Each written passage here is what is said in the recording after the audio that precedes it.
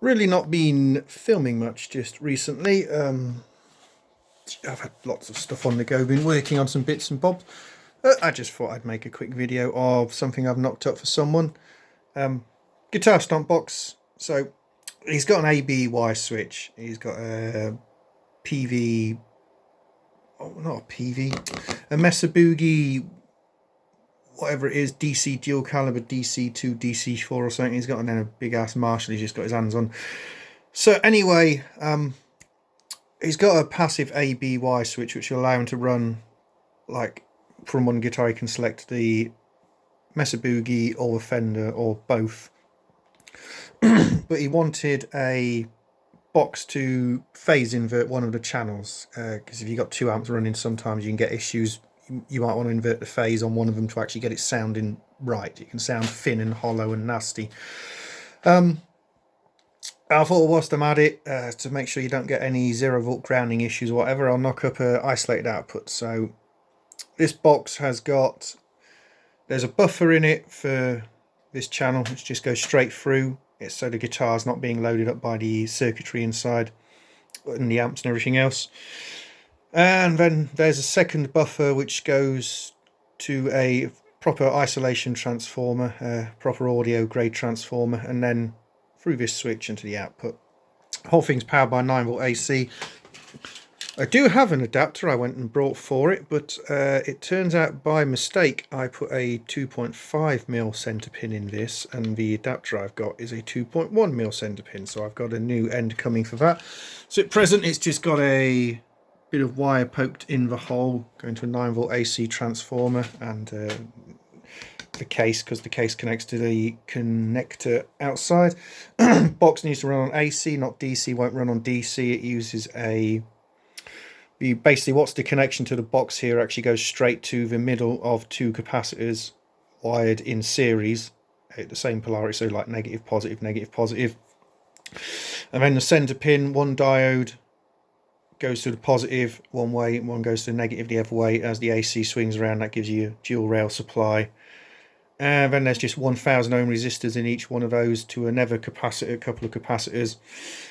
You drop about 3 volts across resistors, but it doesn't matter. There's more than enough voltage headroom for the op amp, and it makes the supply very quiet. By my maths, it causes a low pass filter with a cut-off point of about 0.3 hertz, 1000 ohms, 220 microfarads. So this is absolutely whisper quiet. I tried it on, all right, I know my hi-fi amp isn't a guitar amp,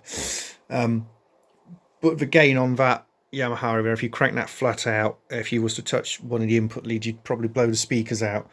And even with that flat out, this is silent. So yeah, and the switch here, you press it, so it's got a nice visual indication. These look brighter in the camera than they are in real life. They are plenty bright, but they're not that blindingly bright. So in phase and out phase. And if you look on the scope, in phase, out phase. So yeah, and you can see that matches up with the LEDs. Green LED on, red LED on. So yeah, works a treat. Does exactly what it says on the tin. It's the Stomp Master 6 million, because that's what it is. And it made an annoying boo-boo on this. See that gap around the power connector there.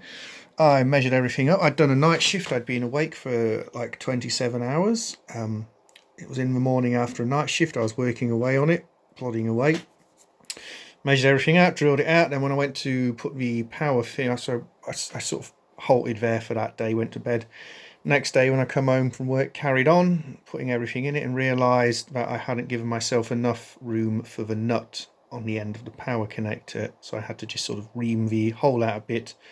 So the DC jack, the barrel jack connector just went up a bit so I could actually get the nut in, because it was fouling on the bottom of the case. But these things happen. So yeah, anyway, click, click. So,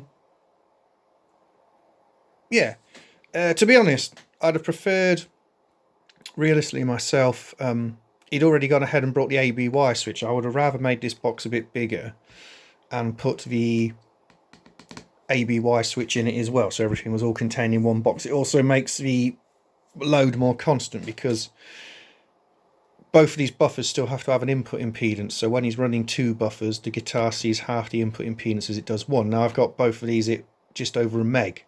They're 1.01 meg input impedance, so it's over 500k still with both of them on. However, if it was all in the one box, because I've only got the one input, I could have had one buffer, and then that would have gone and fed the 2 circuits which drive the outputs, which you switch between. 500k input impedance on the guitar should still be fine.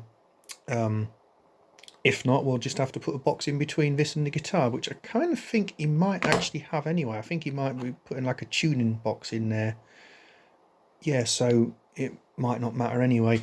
Yeah, and if that's the case, to be honest, I could have pretty much left most of this passive, but I like active. Active's always going to work whatever you put it on. So, yeah, 2 inputs, 2 outputs, power, straight through, phase inverted channel, switch, phase inversion.